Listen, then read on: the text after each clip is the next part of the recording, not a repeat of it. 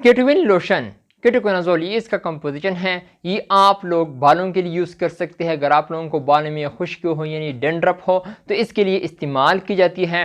Dermatitis के लिए भी यूज़ कर सकते हैं। ये भी खुश्की की तरह बीमारी है, नहीं खुश्की की तरह होती है, बालों में अक्सर हो जाती है, तो आप लोग इसके लिए भी यूज़ कर सकते हैं। इचिंग यानी बालों में खारिश होना, तो इसके लिए भी यूज़ कर सकते हैं। और पंगल के लिए भी आप लोग इसको यूज़ कर सकते हैं और अपने बालों को चमकदार बना सकते हैं इसको यूज़ करने से। तो अगर आप लोगों को डर्माटाइटिस की बालों में डर्माटाइटिस हो यानी खुश्की हो तो आप लोग इसके बजरिए ख़त्म कर सकते हैं। So thank you for to some injection 500 mg, 1000 mg और 2000 mg यानी cefoperazone sodium and plus sulbactam sodium, ये इसका कंपोजिशन है।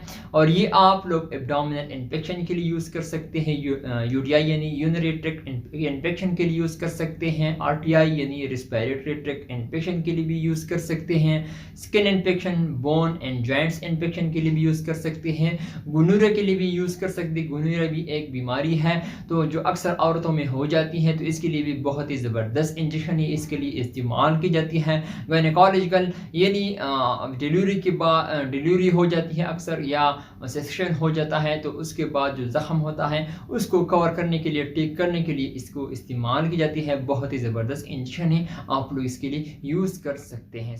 7 चीज़ें हैं जो आपको गुर्दों के लिए नुकसानदेह हो सकता है। नंबर 1, नमक का ज़्यादा इस्तेमाल करना, बड़े गोश्त का ज़्यादा इस्तेमाल करना, कॉफ़ी और चाय का इस्तेमाल करना, ये भी आप लोगों को गुर्दों के लिए नुकसानदेह हो सकता है।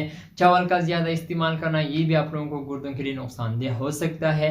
और आखिर ज़्यादा सिगरेट नोशी, ये भी आप लोगों को गुर्दों के लिए बहुत ही नुकसानदेह है, तो आप लोग परहेज़ कीजिए, सिगरेट मत पिए, तो ये बहुत ही नुकसानदेह हो सकते हैं आपको गुर्दों के लिए। याज टेबलेट, ये आप लोग बर्थ कंट्रोल के लिए यूज़ कर सकते हैं, यानी वो फीमेल, वो ख़वातीन जो प्रेगनेंसी नहीं चाहते, हमल को रोकना चाहते हैं, तो अगर आप लोग बर्थ कंट्रोल के लिए इसको यूज़ कर सकते हैं। एक्ने कंट्रोल के लिए भी यूज़ कर सकते हैं, हार्मोन रेगुलरली इसको लिए भी यूज़ कर सकते हैं, बहुत ही ज़बरदस्त मेडिसिन है। और जो इरेगुलर पीरियड्स है उसके लिए भी इस्तेमाल की जाती है। इरेगुलर पीरियड्स का मतलब ये है, अगर आप लोगों का मेंसेस टाइम पर नहीं आता या पहले आ जाता है टाइम से या टाइम के बाद आ जाता है, तो इसको हम इरेगुलर पीरियड्स कहते हैं, इसके लिए इस्तेमाल की जाती है। ये असल की हमल को बचाने के लिए इसको यूज़ की जाती है, यानी बर्थ कंट्रोल के लिए इसकी इस्तेमाल की जाती है। एक गोली रोज़ाना आप लोग 28 दिन तक इसको यूज़ कर सकते हैं।